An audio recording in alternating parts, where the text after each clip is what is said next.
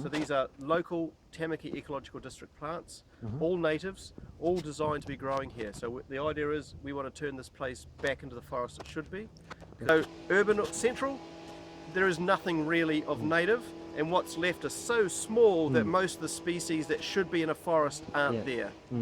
So we're fighting desperately to hold what we have. I mean, there's no bats here, there's no bellbirds here, there's no kiwis here. Half the geckos are gone, half the lizards are gone. We've just got a few of the whitebait species, inanga, banded cockapoo in the stream behind us. So we're desperately clinging to what we had, and we're trying hard to improve it. We're doing pest control, rat traps, possum traps, chasing them around, because they wipe out the environment. They eat the birds, they eat the lizards, they eat the insects, they eat the plants. So we're desperately, it's a big word I keep using, trying to get us above collapse. Wow, yeah. So it is a real fight, and the more people who help, the better. So even getting people to plant native plants on their backyard would be better. Oh, absolutely. So habitat, food. That's what I'm passionate about. We have birds flying through, but they're not going to stay if there's nothing to eat. No. So we're part of the Northwest Wild Link that's trying to connect Tuatiri Matangi with the bellbirds coming off, with Ark in the Park and the Waitakaris with the kokako coming off, and we've got Mototapu behind us that's coming on stream really well as an ecological island, and there's birds that are moving across. So we need to have stepping stones to let native bird life move. Definitely. And to hold everything together. So we're just part of a bigger thing, and it's something that everyone can do. But simply putting a rat trap out the back of your house, most people hate to think about it, but if there's a house, there's a mouse. Yeah, definitely. And basically every house has a rat.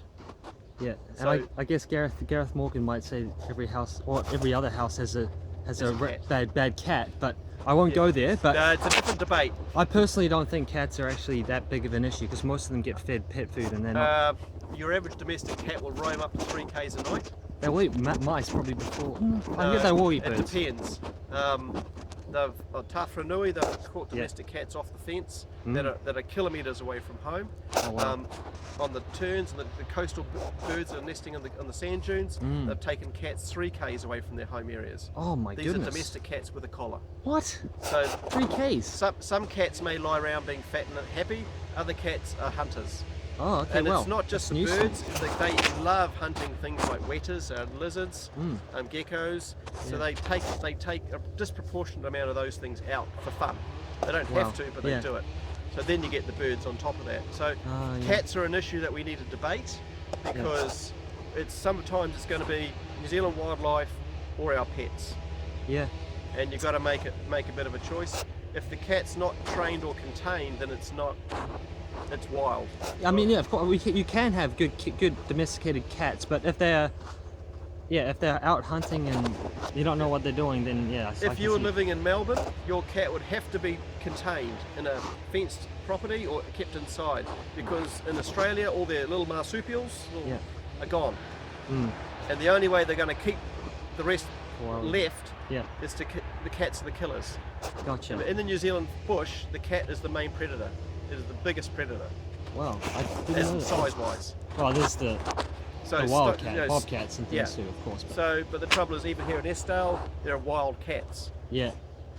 So the debate is, when does it become your moggy on your couch, and when does it become a problem? Yeah, well, definitely. But we have no system of dealing with the wild cats versus the ones who have just escaped. Wow, that's actually really interesting though. That's news to me, because I mean, I think of domesticated cats and I didn't think there'd be such a big problem. But of course you're right. I know that they will play with their food. They will eat. They will kill things even if they're not hungry. So I mean, there's certain things you could do. The old clown collar around a cat. Yeah. Oh yeah. Will because it makes them more visible. A bell kind of helps. Oh yeah. You know, and some people contain them. They actually have fences, or they keep their cat in.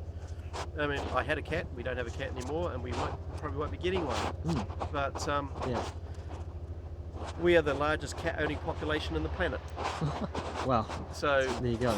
So it's a conversation we need to have, and maybe have some rules. You know, you're only allowed so many dogs, Yeah. and they have to be chipped and collared Yeah. and trained and contained.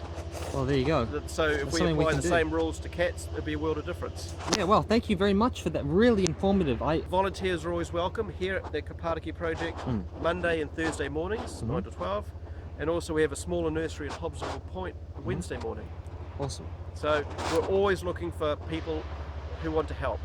Okay, great. Well, that's great. Thanks. I'm glad that you got a bit of promotion in there, and it's been a real privilege and honor to be working with you. So thanks, Jared. Cheers. Not a problem.